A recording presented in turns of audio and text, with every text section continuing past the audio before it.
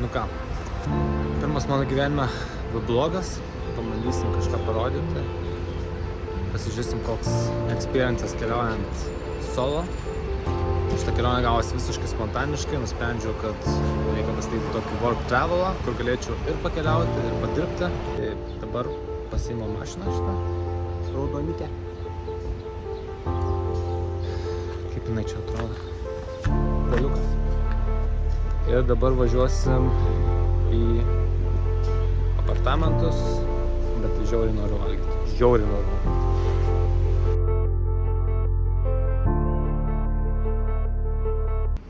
Nu, pažiūrim, koks čia vaizdelis bus. Virtuvė. Šitas apartamentas 70 eurų kainavo. Bet aš pasiėmiau biškį nelaiku, jaučiu būtų pigiau. Manau, taisyklė labai aiški Tenerifėje, kad būtinai pasiimkit viešbutį su parkingu. Man pasisekė, nes pradėjau planavau be parkingo imti, galvau, prasisuksiu. Ne, žinokit, neprasisuksit.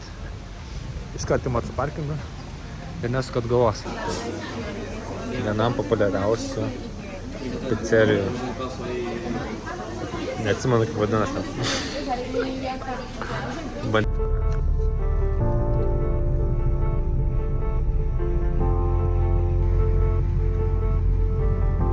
Prašiau žmogaus, kad biškį pafilmuotų, kaip jums vaizdelis. Patestuosim mikrofoną. Wow. Daug serpentinų.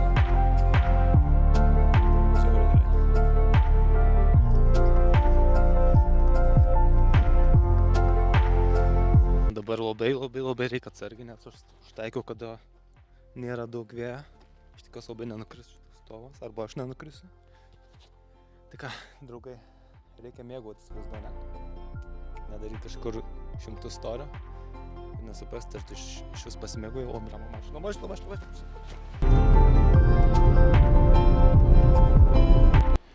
Šiandien planeliai buvo grandioziniai.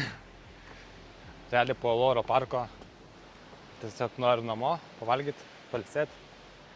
Ten užtrukau 4 valandas kažkur.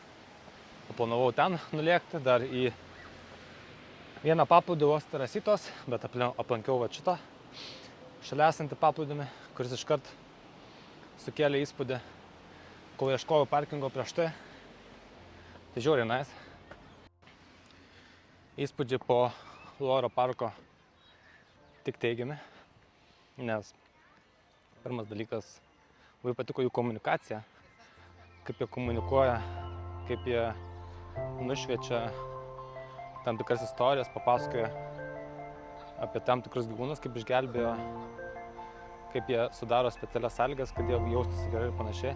Bet labiausiai įstrigo ta tarpusavio ryšys, kaip gyvūnai bendrauja, komunikuoja su tais treneriais. Ta meilė, nuoširdumas. Atrodė viskas labai tikra. Nežinau, kiek ten iš tiesų yra viskas pagražinta, panašiai, bet atrodė viskas labai tikrai.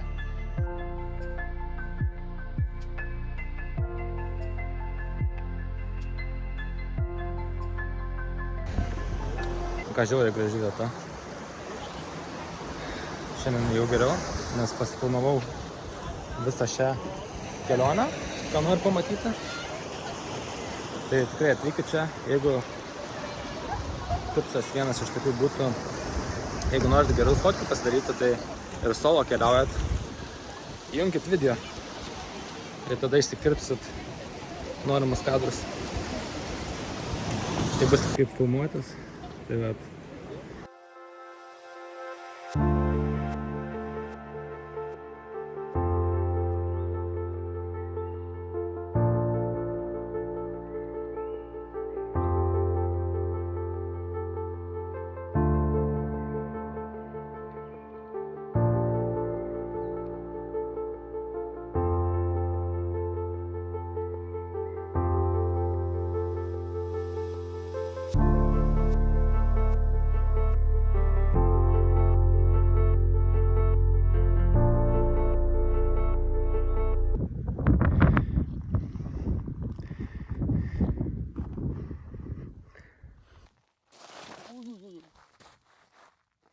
ramiai. Ramiai. Ramiai, pavojinga, reikia kelionių draudimą kitą kartą pasiimti normaliai. Nu ką, mini toks haikas. Šiandien turėjau ryte treniruotę, pakankamai intensyvą, dariau nugarą. Tai dabar toks haikas kažkur 4,5 kilometro. Šiaip čia žiauriai ramu. Vieną ką galima, labai bijau, kad vėjas bus didelis ir nupūs šitą stovą. Žiauriai ramu. Užlipau klausydamas audio knygos, visiškai chill, neskubėdamas. Čia dar pabūsiu šiek tiek ir tada leisiu žemyn ir toj laukia ilgesnis haikas, tai bus labai gera treniruotė prieš jį. Kažkiek pajausti, nes nesu normaliai iš tikrųjų haikinės, ilgesnių distancijų, o čia Tenerifėje būtent yra labai daug haikų. Ir tos haikus labai praturtina, jeigu dar klausai kažkokios naudingos informacijos, tai šiuo atveju audio knygos, jeigu bus taip, kad nebus ryšio tam tikram haike, jūs galite parsiųsti audio knygą į telefoną ir vis tik jos klausyti ir mėgautis kam.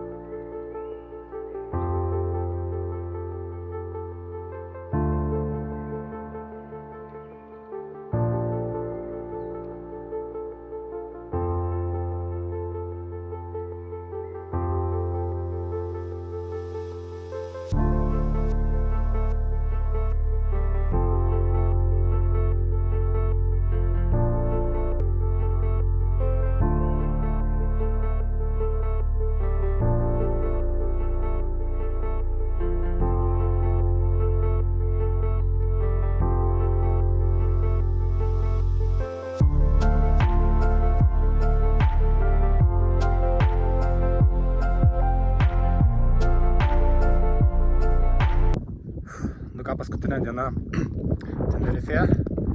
Sumąsčiau tokį ganėtinai sunkų haiką pasimti. 4, gali būti, kad ir 5 valandų bus. Dabar praėjau net, nežinau, kiek čia, 1,5 valandos, bet pažiūrėkit. Haikas tarp debesų. Kas gali būti geriau. Bus challenge'as, bet reikia nepamiršti tik kvėpuoti per nosį. Tokių haikų metu stengtis. Periodiškai pailsėti, kad spėtų atsigauti energijos rezervai ir pasirūpinti maistu, ypatingai angliavandeniais, kad užtektų energijos visam haikui. Jeigu nepavalgysit, bus labai sunku.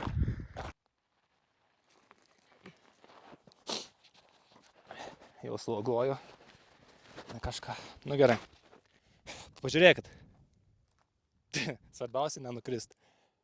Ėjimas tarp debesų. Ta prasme. Aš kokius 4 kartus pergalvojau, ar čia sustoti filmuoti, nes kažkaip patingėjau. Nes tiesiog norėjusi gal pasimėgauti šitų haikų ir panašiai, pasiklausyti audio knygos, kurios dabar klausau. Bet galvoju, velniop, reikia padaryti prisiminimą iš šios kelionės. Vis tiek nežinau, kada atvarysiu, bet tikrai atvarysiu kažkada čia į Tenerifę grįšiu, nes kelionė buvo tikrai įspūdinga. Solo kelionė. Tai tikrai rekomenduoju šitą haiką, jaus man patinko, dar tik pusę praėjau.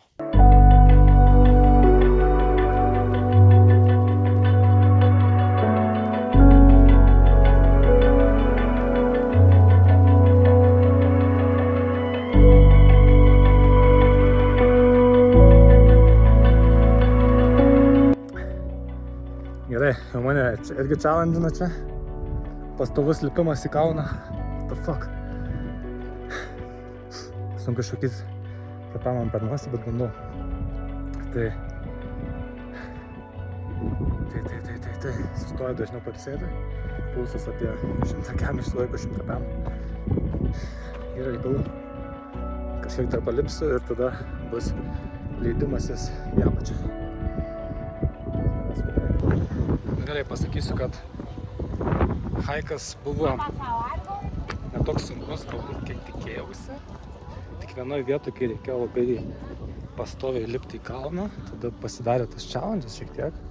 Nulipant tai visiškai easy, aišku. Tai aišku, Čia buvo kiekvieną parengtumą.